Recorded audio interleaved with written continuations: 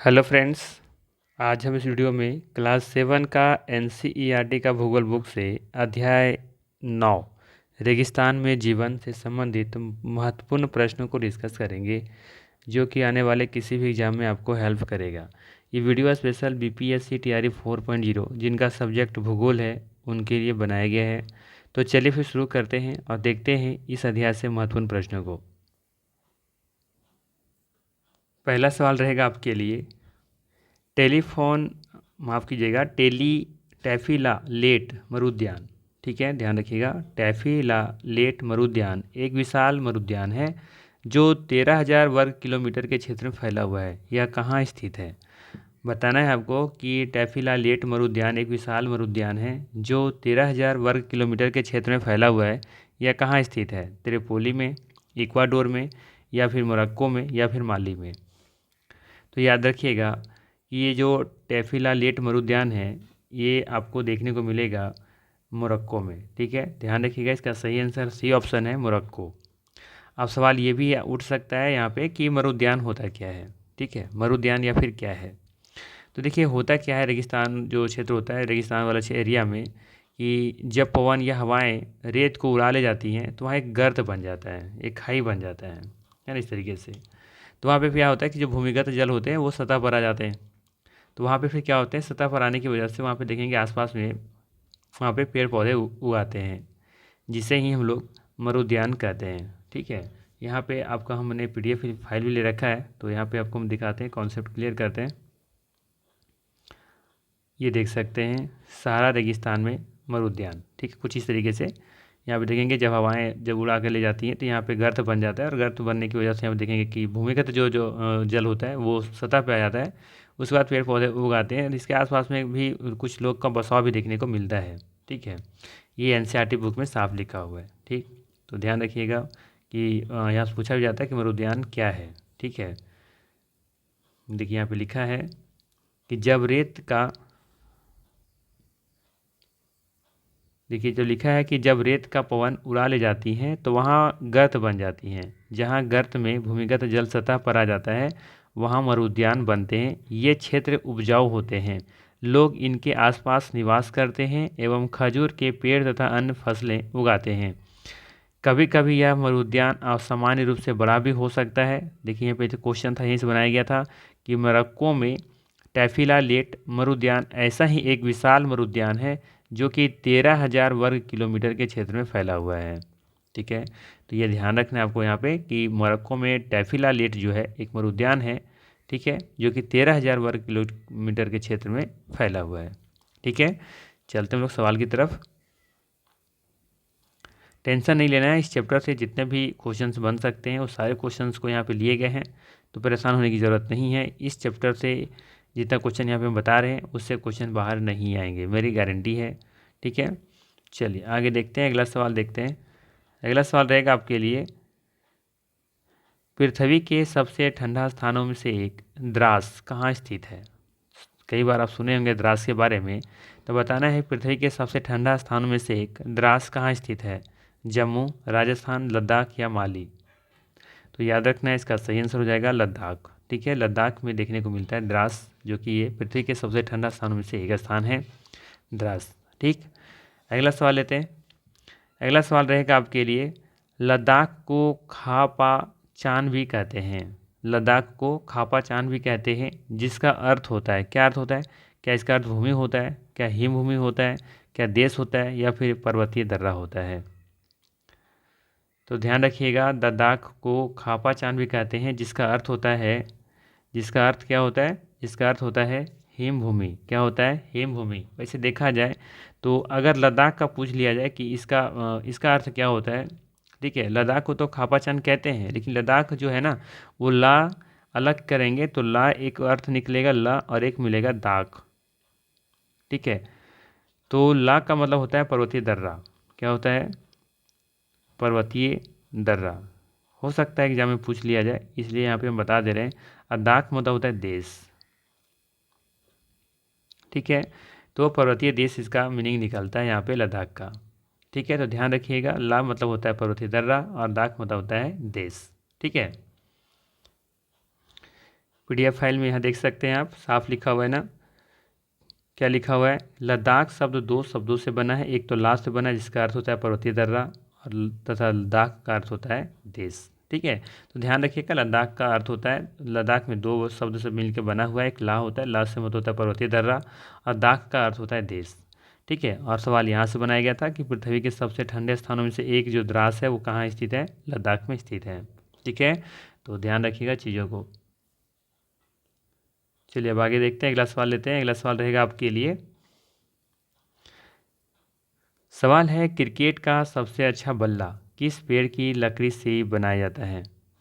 Cricket का सबसे अच्छा बल्ला किस पेड़ की लकड़ी से बनाया जाता है? सागवान, सरपत जिसे विलो कहते हैं, रोजवुड या फिर पाइन? तो याद रखिएगा, ये एग्जाम में पूछा गया सवाल है, इसका सही आंसर होगा सरपत जिसे विलो भी कहते हैं। तो विलो की लकड़ी से क्रिकेट का सबसे अच्छा बल्ला तैयार किया जाता है। ठीक है, तो ध्यान रखिएगा बी ऑप्शन यहाँ पे सही होगा। अगला सवाल लेते हैं। अगला सवाल रहेगा आपके लिए कि मनाही लेह राजमार्ग 4 दरों से गुजरता है। मनाली से लेकर के लेह तक देखेंगे, जो लद्दाख में लेह है ना, तो मनाली से लेह तक देखेंगे यहाँ पे 4 दरों से ये गुजरता है। ये इसके बीच का जो राजमार्ग है ना, यानी कि हमारे तो मनाली यहाँ पे है और यहाँ पे है ले, तो इसके बीच में देखेंगे कि 4 दरों से ये होकर के गुजरता है इसके बीच में। ठीक है, कौन कौन है वो? एक है रोहतांग ला, एक है बारा लाचा ला, एक है लुनगा लाचा ला, और एक है टंग लंग ला। ठीक है, ये 4 दरें हैं जो कि मनाली और लेह के बीच में है। यह राजमार्ग केवल किस महीने के बीच में खुलता है, ये आपको बताना है। मार्च से अप्रैल के बीच में, या फिर मई से जून के बीच में, या फिर जुलाई से सितंबर के बीच में, या फिर कभी नहीं खुलता।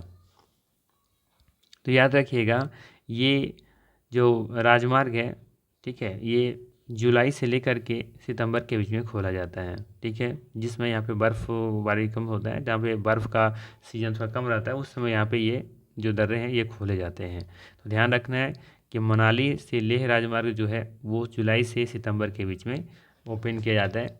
ठीक है, तो सी ऑप्शन यहाँ पे सही होगा। चलिए अगला सवाल लेते हैं हम लोग अब। अगला सवाल रहेगा आपके लिए, निम्नलिखित कथनों पर विचार करें। पहला कथन दिया है, मरुस्थल एक शुष्क क्षेत्र है जिसकी विशेषताएं अत्यधिक उच्च अथवा निम्न तापमान है। ठीक। सेकेंड कथन कह रहा है कि इनकी विशेषताएं कम वर्षा, विरल वनस्पति और उच्च तापमान है। उपर्युक्त कथन में से कौन सा सही है? आसान सा सवाल है, आंसर बता ही सकते हैं आप, बताइए क्या होगा इसका आंसर। तो चलिए देखते हैं, इसका पहला कथन के बारे में बात करते हैं हम लोग। दिया है मरुस्थल एक शुष्क क्षेत्र है। ठीक है, बिल्कुल सही है, ये शुष्क क्षेत्र होता है जिसकी विशेषताएं अत्यधिक उच्च होता है तथा अथवा निम्न तापमान होता है। बिल्कुल सही है। दिन में देखेंगे कि यहाँ पे जो तापमान है वो अधिक हो जाता है, ठीक है, जबकि रात में इसके तापमान बहुत कम हो जाता है, माइनस में भी जा सकता है। ठीक है, तो ये कथन बिल्कुल सही है।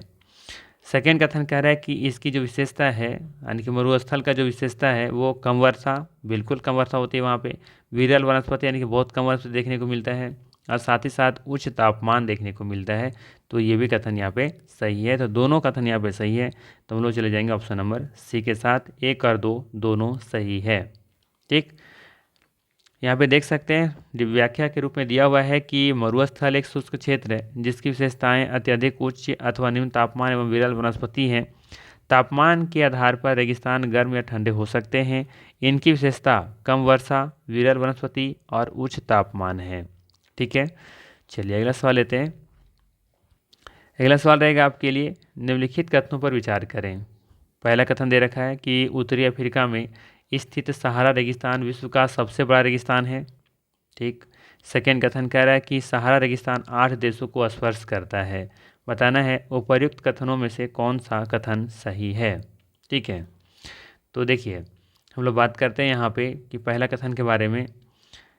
ये दिया हुआ है कि उत्तरी अफ्रीका में स्थित सहारा रेगिस्तान विश्व का सबसे बड़ा रेगिस्तान है। तो ये कथन बिल्कुल यहाँ पे क्या है, सही है। ठीक है, तो यहाँ पे कोई इशू नहीं होना चाहिए।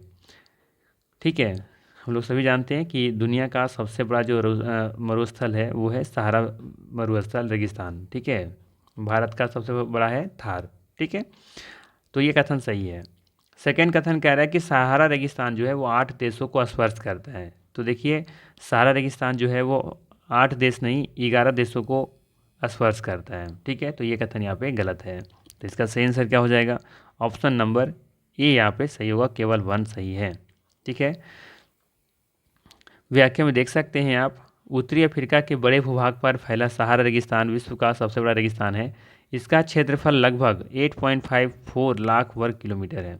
याद रखिएगा इसका क्षेत्रफल भी, कि ये इसका जो क्षेत्रफल है 8.54 लाख वर्ग किलोमीटर है। ठीक है, अच्छा खासा एरिया होता है ये। ठीक है, और आगे लिखा है कि सहारा रेगिस्तान 11 देशों के स्पर्श करता है। ठीक है, चलिए आपको मैप पर दिखाते हैं कि ये कहाँ है। जब से मैप पर देखने का प्रयास करेंगे तो आप पाएंगे यहाँ पे कि इधर देखेंगे कि इधर अटलांटिक महासागर है, यहाँ भूमध्य सागर है, और इधर ये लाल सागर है। अर्थात हमारा जो आपका सहारा मरुस्थल है ना, ये अटलांटिक महासागर, भूमध्य सागर और लाल सागर से घिरा हुआ है। और ठीक है, और साथ साथ में ये भी ध्यान देना चाहिए कि यहाँ से देखेंगे कि कर्क रेखा भी गई हुई है। ठीक है, तो ये भी कहा जा सकता है कि सहारा मरुस्थल से कौन सी रेखाएं गुजरी हुई हैं, तो यहाँ से ठीक बीचों बीच से लगभग देखेंगे कि कर्क रेखा क्रॉस हुआ है, पार हुआ है। ठीक है, तो ये भी ध्यान रखना है आपको। बाकी ये तो ध्यान रखना ही है कि अटलांटिक महासागर, भूमध्य सागर और लाल सागर से ये घिरा हुआ क्षेत्र है।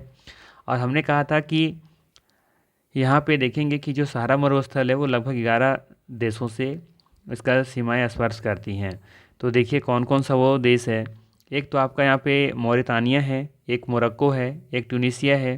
ठीक है, अल्जीरिया है, लीबिया है, मिस्र है ना, माली है, नाइजर है, चाड है, सूडान है और एक इरिट्रिया है। तो यहाँ पे जब काउंटिंग करेंगे आप तो पाएंगे कि 11 देश देखने को मिलते हैं। 1 2 3 4 5 6 7 8 9 10 और 1 11। ठीक है, तो 11 देशों का यहाँ पे देखेंगे कि सारा मरुस्थल से इनका सीमाएं लगती हैं। ठीक है, तो इन 11 देशों का नाम भी आपको याद रखना चाहिए। ठीक है, इसमें से कुछ कुछ तो नाम आपको याद भी होंगे, जैसे कि क्या क्या नाम याद होगा आपको, जैसे मिस्र याद होगा, लिबिया, चाड, सूडान, नाइजर, माली, ये सभी तो याद ही होंगे। मोरक्को याद ही होंगे, ट्यूनीसिया भी याद होगा। एक इसको याद कर लेना है आपको। ठीक है, मौरितानिया और एक है इरिटेरिया। ठीक है, तो ये 2 देशों का नाम भी याद रख लीजिए साथ में। बाकी तो आपको याद होगा, मुझे विश्वास है। ठीक है, बाकी ये कर्क रेखा वाला जरूर याद रखिएगा, और साथ साथ में ये अटलांटिक महासागर, भूमध्य सागर और एक इधर ये आपका लाल सागर, ये भी ज़रूर याद रखिएगा। ठीक है, तो मैप से देखने से इतना कुछ हमें कॉन्सेप्ट क्लियर हो जाता है ना। तो चलिए फिर आगे देखते हैं अगला सवाल हमारे लिए क्या है। ठीक है, तो ये क्वेश्चन तो आपको क्लियर हो गया। ठीक है ना, चलिए आगे देखते हैं। अगला सवाल है, निम्नलिखित पर विचार करें। पहला दिया हुआ है अल्जीरिया, सेकंड दिया है चाड, थर्ड में दिया है मिस्र और फोर्थ में दिया है लीबिया और 5 में दिया है केनिया। पूछा है कि उपर्युक्त में से कौन सा देश उत्तरी अफ्रीका में सहारा रेगिस्तान द्वारा स्पर्श किया जाता है। सवाल है, उपर्युक्त में से कौन सा देश उत्तरी अफ्रीका में सहारा रेगिस्तान द्वारा स्पर्श किया जाता है। ठीक है, क्या पूछा है, उत्तरी अफ्रीका में सहारा रेगिस्तान द्वारा स्पर्श किया जाता है। ठीक है, तो कौन से ऐसे देश हैं बताइए ज़रा। तो जब आप मैप पर देख रहे होंगे तो वहाँ पाए होंगे कि अल्जीरिया भी था। ठीक है, अल्जीरिया भी था, चाड भी था, मिस्र भी था, लीबिया भी था, लेकिन केनिया नहीं था। ठीक है, तो यहाँ पे देखेंगे कि 1 2 3 4 है जो कि सहारा रेगिस्तान के साथ स्पर्श किया जाता है। तो यहाँ पे जो सही आंसर होगा वो होगा बी ऑप्शन, 1 2 3 4 यहाँ पे सही है। ठीक है, यहाँ पे व्याख्या में देख लीजिए, सहारा रेगिस्तान 11 देशों को स्पर्श करता है। ये देश कौन है? अल्जीरिया है, चाड है, मिस्र है, लीबिया है, माली है, मॉरिटानिया है, मोरक्को है, नाइजर है, सूडान है, टूनिसिया है और पश्चिमी सहारा है। ठीक है, तो ध्यान रखना यहाँ पे। अगला सवाल लेते हैं, निम्नलिखित कथनों पर विचार करें। ठीक है, क्या दिया हुआ है, निम्नलिखित कथनों पर विचार करें। अच्छा, थोड़ा सा बैक चलते हैं। यहाँ पे हमने देखिए पश्चिमी सहारा दिया हुआ है। ठीक है, तो ध्यान रखिएगा, यहाँ पे फिर से मैप पे हम चलते हैं। यहाँ पे मैंने एडिटेरिया का नाम बताया था जो कि वो सहारा के अंतर्गत नहीं आता है। ठीक है, थोड़ा सा मिस्टेक हुआ यहाँ पे, एक बार फिर से देख लीजिए। देखिए मैंने ये इसको बताया था ना, शायद इसको काउंट कर लिया था। तो ये एडिटेरिया जो है ये नहीं है, ये देखेंगे कि ये सहारा मरुस्थल से अलग है। ठीक है वो भी, लेकिन मरुस्थल तो है लेकिन ये थोड़ा सा अलग हिस्सा दिख रहा है। तो ये पार्ट यहाँ पे पश्चिमी सहारा को यहाँ पे ऐड किया है ये वाला। ठीक है, तो ये 11 इसको मिलाकर पश्चिमी सहारा लेकर के 11 बताया जा रहा है। ठीक है, तो ध्यान रखिएगा इसमें एडिटेरिया नहीं है इसमें शामिल। चलिए अब अगला क्वेश्चन देखते हैं। चलिए तो मेरे सवाल पर थे, तो पहला कथन यहाँ दे रखा है कि वर्तमान समय का सहारा एक समय में पूर्णतः हरा भरा मैदान हुआ करता था। ठीक है, वर्तमान समय का जो सहारा एक समय में, जो समय भी जो सहारा है ना आपका, सहारा मरुस्थल, तो एक समय में ये क्या था, पूर्णतः हरा भरा था। ठीक है, और सेकंड कह रहा है कि यह जलवायु परिवर्तन के कारण एक रेगिस्तान में बदल गया। तो देखेंगे दोनों कथन यहाँ पे सही है। ठीक है, एक्चुअली में देखेंगे कि जो कोई भी जो सहारा हमारा जितना भी रेगिस्तान है ना, एक समय में ऐसा था कि वो हरा भरा था, समय के साथ देखेंगे कि वो क्या बन गया, एक रेगिस्तान बन गया, वो पूरा वहाँ का बंजर भूमि बन गई। ठीक है, लेकिन वास्तविकता ये है कि समय के साथ देखेंगे कि वहाँ पे समय के साथ तो बदल गया, वो साथी में रेगिस्तान में बदल गया, लेकिन पहले क्या हुआ करता था, वो हरा भरा हुआ करता था। तो पहला कथन सही है और सेकेंड भी सही है। ठीक है, कि ये बाद में रेगिस्तान में बदल गया। तो दोनों कथन यहाँ पे सही है। ऑप्शन नंबर सी के साथ जाएंगे हम लोग, 1 और 2 दोनों सही है। व्याख्या में देख लेते हैं। वर्तमान समय का सहारा एक समय में पूर्णतः हरा भरा मैदान हुआ करता था। सहारा रेगिस्तान के गुफा चित्रों से पता चलता है कि यहाँ मगरमच्छों के साथ नदियाँ हुआ करती थीं। हाथी, शेर, जिराफ, शुतुरमुर्ग, भेड़, मवेशी और बकरियाँ सामान्य जानवर थे यहाँ, लेकिन जलवायु परिवर्तन ने इसे बहुत गर्म और शुष्क क्षेत्र में बदल दिया। ठीक है, तो ध्यान रखिएगा, यहाँ पे दोनों कथन बिल्कुल सही है। ठीक, चलिए अगला सवाल देखते हैं। अगला सवाल रहेगा आपके लिए, निम्नलिखित कथनों पर विचार करें। पहला कथन दे रखा है कि सहारा रेगिस्तान में बजरी के मैदान और उत्थित पठार पाए जाते हैं। उत्थित मतलब होता है उठा हुआ, है ना। और सेकंड कह रहा है कि चट्टानी सतहें कुछ स्थानों पर 2500 मीटर से भी अधिक ऊंची हो सकती हैं। चट्टानी सतहें कुछ स्थानों पर 2500 मीटर से भी अधिक ऊंची हो सकती हैं। अब पूछ रहे हैं आपसे कि कौन सा कथन यहाँ पे सही है। ठीक है, तो चलिए हम लोग बात करते हैं पहला कथन के बारे में। पहला कथन कह रहा है कि सहारा रेगिस्तान में बजरी के मैदान और उत्थित पठार पाए जाते हैं, बिल्कुल पाए जाते हैं। सेकेंड कह रहा है कि चट्टानी सतहें कुछ स्थानों पर 2500 मीटर से भी अधिक ऊंची हो सकती हैं। तो ये भी कथन यहाँ पे सही है। तो दोनों कथन सही है, तो हम लोग सी के साथ जाएंगे। 1 और 2 दोनों सही है। ठीक है, वही चीज़ यहाँ पे लिखी गई हैं। ठीक है, देख लीजिएगा इसको पॉज करके। अगला सवाल रहता है आपके लिए, अगला सवाल रहेगा आपके लिए, माफ़ कीजिएगा। निम्नलिखित कथनों पर विचार करें। पहला कथन रहेगा यहाँ पे, सहारा रेगिस्तान की वनस्पतियों में कैक्टस, खजूर के वृक्ष और एकेसिया पाए जाते हैं। सेकेंड कह रहा है कि चिलचिलाती गर्मी के कारण ऊँट को छोड़कर यहाँ कोई भी जंतु प्रजाति नहीं पाई जाती हैं। बताना है आपको कि यहाँ पे कौन सा कथन सही है। ठीक है, तो चलिए हम लोग बात करते हैं यहाँ पे पहला कथन के बारे में कि सहारा रेगिस्तान की वनस्पतियों में कैक्टस, खजूर के वृक्ष और एकेसिया पाए जाते हैं। तो ये कथन सही है, कोई दिक्कत नहीं है। देखेंगे रेगिस्तान वाले क्षेत्रों में ज़्यादातर जो कांटेदार वृक्ष होते हैं वो पाए जाते हैं। जैसे कैक्टस में देखेंगे कि वहाँ पे उसमें भी कांटा होता है, खजूर में वैसे ही होता है ना। तो ये सभी पौधे देखेंगे कि रेगिस्तान के क्षेत्रों में पाए जाते हैं। तो बिल्कुल कथन सही है।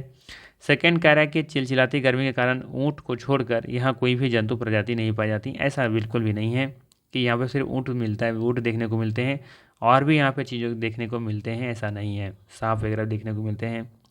ठीक है, और भी बहुत सारे जीव होते हैं जो देखने को मिलते हैं। ठीक है, ऊँट के अलावा देखेंगे यहाँ पे लगरबग्गा देखने को मिलते हैं, शायद सियार मिलता है, लोमड़ी है, बिच्छू है, सांप तो बताया ही हमने, है ना। तो इन सब जीव यहाँ पे देखने को मिलते हैं। अपने हिसाब देखेंगे कि सब जो जीव होते हैं वो परिस्थितियों के अनुसार अपने आप को ढाल लेते हैं, कैसे रहना है। उन लोग का रहन सहन थोड़ा सा अलग टाइप का होता है। ठीक है, तो सेकंड कथन गलत है। ठीक है, कि ऐसा नहीं है कि सिर्फ वहाँ पे इस वजह से सिर्फ ऊँट ही पाए जाते हैं, ऐसा नहीं है। तो सेकंड कथन गलत है, पहला कथन सही है। तो ऑप्शन नंबर ए के साथ हम लोग जाएंगे। ठीक है, थोड़ा सा व्याख्या देख लिया जाए यहाँ पे कि सहारा रेगिस्तान की वनस्पतियों में कैक्टस, खजूर के वृक्ष और एकेसिया पाए जाते हैं। यहाँ कुछ स्थानों पर मरुद्यान, खजूर के पेड़ों से घिरे हुए द्वीप पाए जाते हैं। ऊँट, लकड़बग्घा, सियार, लोमड़ी, बिच्छू, सांप और छिपकलियों की विभिन्न प्रजातियाँ रहने वाली प्रमुख जंतु प्रजातियाँ हैं, ये ध्यान रखना है। ठीक, चलिए आगे देखते हैं, अगला सवाल लेते हैं। अब अगला सवाल है आपके लिए कि सहारा रेगिस्तान में पाए जाने वाले बेदुइन और तुआरंग है क्या है, क्या जंतुएं हैं, जनजातियां हैं, भाषाएं हैं, भाषा के प्रकार है, या फिर कपड़ा है, कपड़ा का नाम है। बताइए क्या होगा इसका आंसर। तो ध्यान रखिएगा कि सहारा रेगिस्तान में पाए जाने वाले बेदुइन और तुआरंग जो है ना, ये जनजातियां हैं। यहाँ पे एक जाति के रहने वाले इस तरह की जाति जो है, जातियों के प्रकार है बेदुइन और तुआरंग। ठीक, तो ध्यान रखिएगा जनजाति के प्रकार हैं ये, जो कि सहारा रेगिस्तान में देखने को मिलते हैं। व्याख्या रूप में देख लीजिए थोड़ा सा कि सहारा रेगिस्तान की कष्टकारी जलवायु में भी विभिन्न समुदाय के लोग निवास करते हैं जो विभिन्न क्रियाकलापों में भाग लेते हैं। इनमें बेदुइन, अतुआरंग भी शामिल हैं। चलवासी जनजाति वाले ये लोग बकरी, भेड़, ऊँट और घोड़े जैसे पशुधन को पालते हैं। धूल भरी आंधियों और गर्म हवाओं से सुरक्षा के लिए ये लोग क्या करते हैं, भारी वस्त्र पहनते हैं। ठीक है, चलिए आगे देखते हैं। निम्नलिखित कथनों पर विचार करें। पहला कथन दे रखा है यहाँ पे कि पवनों से बनने वाले गर्त मरुद्यान को बनाने में सहायता करता है। पवनों से बनने वाला गर्त मरुद्यान को बनाने में मदद सहायता करता है। पहले सर इसके क्वेश्चन को हम लोग डिस्कस कर चुके हैं। और सेकेंड कह रहा है कि मिस्र में टेलीला लेट मरुद्यान एक बड़ा मरुद्यान है जिसका क्षेत्रफल लगभग 13,000 वर्ग किलोमीटर है। ठीक है, तब पवनों से बनने वाला गर्त मरुद्यान को बनाने में सहायता करता है, बिल्कुल कथन सही है। ठीक है, जबकि टेफिला लेट मरुद्यान एक बड़ा उद्यान तो है लेकिन ये मिस्र में नहीं है। ठीक है, ये मोरक्को में है जो कि 13,000 वर्ग किलोमीटर में फैला हुआ है। तो सेकेंड कथन यहाँ पे गलत हो जाएगा। इसके बारे में हम लोग शायद पहले डिस्कस कर चुके हैं, तो इसका सही आंसर हो जाएगा केवल 1। ठीक, व्याख्या देख लेते हैं। जब रेत को पवन उड़ा ले जाती हैं तो वहाँ गर्त बन जाती हैं। जहाँ गर्त में भूमिगत जल सतह पर आ जाता है वहाँ मरुद्यान बनते हैं। ये क्षेत्र उपजाऊ होते हैं, लोग इसके आसपास निवास करते हैं और खजूर और अन्य फसलों को उगा सकते हैं। कभी कभी यह मरुद्यान असामान्य रूप से कब बड़ा भी हो सकता है। मोरक्को, देखिए मोरक्को में टेफिला लेट मरुद्यान एक बड़ा उद्यान है जिसका क्षेत्रफल लगभग 13,000 वर्ग किलोमीटर है। ठीक, तो इस हिसाब से देखेंगे तो यहाँ पे सेकेंड कथन गलत था क्योंकि मिस्र में नहीं है ये टेफिला लेट, ये कहाँ पे है, ये मोरक्को में है। ठीक है, जो कि 13,000 वर्ग किलोमीटर में फैला हुआ है। ठीक, अगला सवाल लेते हैं। अगला सवाल रहेगा आपके लिए, निम्नलिखित कथनों पर विचार करें। पहला है लद्दाख जम्मू और कश्मीर के पश्चिमी किनारे पर स्थित एक ठंडा रेगिस्तान है। यह उत्तर में काराकोरम पर्वत श्रेणियों और दक्षिण में जास्कर पर्वत से घिरा हुआ है। थर्ड कथन कह रहा है कि गंगोत्री हिमनद लद्दाख में पाया जाता है और पूछ रहा है यहाँ पे कि कौन सा कथन गलत है। ठीक है, पूछ रहा है कौन सा कथन यहाँ पे गलत है, ये पूछ रहा है आपसे। तो चलिए हम लोग डिस्कस करते हैं कौन कौन सा कथन गलत है। तो पहला कथन बारे में बात करें कि लद्दाख जम्मू और कश्मीर के पश्चिमी किनारे पर स्थित एक ठंडा रेगिस्तान है। ठीक है, तो ये कथन गलत है। क्यों गलत है, क्योंकि लद्दाख जो है ना ये पश्चिमी भाग में नहीं है, ये जम्मू कश्मीर के पूर्वी भाग में स्थित है। ठीक है, ध्यान रखिएगा, जम्मू कश्मीर के पूर्वी भाग में स्थित है। और सेकंड कह रहा है यहाँ पे क्या, सेकंड कह रहा है कि यह उत्तर में काराकोरम पर्वत श्रेणियों और दक्षिण में जास्कर पर्वत से घिरा हुआ है, तो ये कथन यहाँ पे सही है। ठीक है, और थर्ड कथन कह रहा है कि गंगोत्री हिमनद लद्दाख में पाया जाता है, तो यहाँ पे ये भी कथन गलत है। गंगोत्री हिमनद लद्दाख में नहीं पाया जाता है। तो यहाँ पे गलत कथन कौन कौन सा है, 1 और 3 गलत है, तो ऑप्शन नंबर लोग सी के साथ जाएंगे। ठीक है, सी ऑप्शन यहाँ पे बिल्कुल सही होगा। ठीक है, थोड़ा सा हम लोग इसको डिटेल से देख लेते हैं यहाँ पे। इसके बाद हम लोग इसको मैप पर भी समझने का प्रयास करेंगे। देखिए, कहता है कि जम्मू और कश्मीर के पूर्वी भाग में वृहत हिमालय में स्थित लद्दाख एक ठंडा रेगिस्तान है। कहाँ पे स्थित है ये, पूर्वी भाग में, ना कि पश्चिमी भाग में। ठीक है, उत्तर में काराकोरम पर्वत श्रेणियाँ और दक्षिण में जास्कर पर्वत इसे घिरे हुए हैं। लद्दाख से होकर कई नदियाँ बहती हैं। ठीक है, ध्यान रखिएगा, उत्तर में काराकोरम पर्वत श्रेणियाँ और दक्षिण में जास्कर पर्वत इसे घेरे हुए हैं, जिसमें सिंधु नदी प्रमुख है। ये नदियाँ गहरी घाटियाँ और महाखड्डों का निर्माण करती हैं। लद्दाख में अनेक हिमानियाँ हैं, उदाहरण के लिए ग्रेंगी हिमानी। ये जरूर याद रखिएगा कि लद्दाख में अनेक हिमानियाँ हैं। उदाहरण के लिए यहाँ पे एक देखने को मिलता है लद्दाख में ग्रेंगी हिमानी। ठीक है, चलिए इसको मैप पर समझते हैं हम लोग। तो आप देख सकते हैं इस मैप पर, आसानी से समझ में आएगा आपको। यहाँ पे देखिए, ये वाला पार्ट आपका क्या है, जम्मू कश्मीर है, और ये वाला पार्ट आपका लद्दाख है। ठीक है, इधर क्या है आपका पूरब और इधर है आपका पश्चिम। ठीक है, ठीक है ना, कोई दिक्कत नहीं यहाँ पे, इधर पूरब इधर ही है पश्चिम है। वहाँ पे पहला कथन दिया हुआ था कि लद्दाख जम्मू कश्मीर के पश्चिमी किनारे पर स्थित है। तो देखिए, पश्चिमी किनारे पर स्थित नहीं है, ये पूरब में है ना, इधर ये पूरब में होगा। हाँ, लद्दाख के पश्चिम में है जम्मू कश्मीर, लेकिन जम्मू कश्मीर के पूरब में है लद्दाख। तो पहला कथन गलत था ना, कोई इशू नहीं होना चाहिए। मैप अगर आपका कॉन्सेप्ट क्लियर है मैप का, तो आसानी से इसका आंसर आप दे पाते हैं। ठीक है, अब देखिए, एक दिया हुआ था वहाँ पे सेकंड कथन में कि वह उत्तर में काराकोरम पर्वत, ठीक है, उत्तर में काराकोरम पर्वत और सेकंड दिया हुआ उसी में दिया हुआ था आगे कि दक्षिण में जास्कर पर्वत से घिरा हुआ है। तो देखिए वैसे इस मैप पर वो चीज़ नहीं दिखाया गया है, बट आपको याद रखना है कि यह उत्तर में यानी कि लद्दाख के उत्तर में देखेंगे कि काराकोरम पर्वत श्रेणी है, ठीक है, पर्वत श्रेणी है, जबकि दक्षिण में देखेंगे कि जास्कर पर्वत से ये घिरा हुआ है, ठीक है। तो सेकंड कथन वैसे वहाँ पे सही है, ठीक है।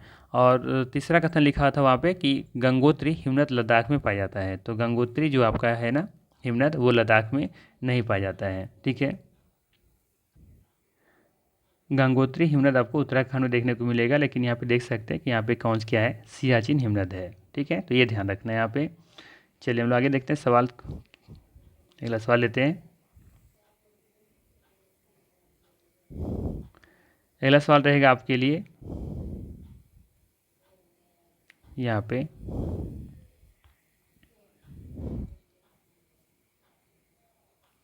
सवाल है निम्नलिखित कथनों पर विचार करें। पहला दे रखा है यहाँ पे लद्दाख होगा यहाँ पे, ठीक है, ध्यान रखिएगा। लद्दाख की ऊंचाई कारगिल में लगभग 3000 मीटर से लेकर काराकोरम में 8000 मीटर से भी अधिक एवं जाती है। थोड़ा सा रुकिए, सो क्वेश्चन को हम करेक्ट करते हैं। चलिए अब सही है। लद्दाख की ऊंचाई कारगिल में लगभग 3000 मीटर से लेकर काराकोरम में 8000 मीटर से भी अधिक पाई जाती है। पहला कथन दे रखा है। सेकंड कह रहा है कि इस ऊंचाई पर वायु इतनी भारी होती है कि सूर्य की गर्मी बिल्कुल भी महसूस नहीं होती है। बताना है उपयुक्त में से कौन सा कथन यहाँ पे सही है।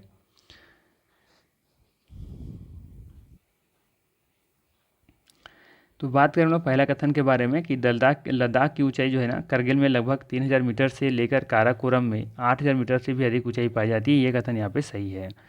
सेकंड कथन कह रहा है कि इस ऊंचाई पर वायु इतनी भारी होती है कि सूर्य की गर्मी बिल्कुल भी महसूस नहीं होती है। तो ये कथन यहाँ पे गलत है।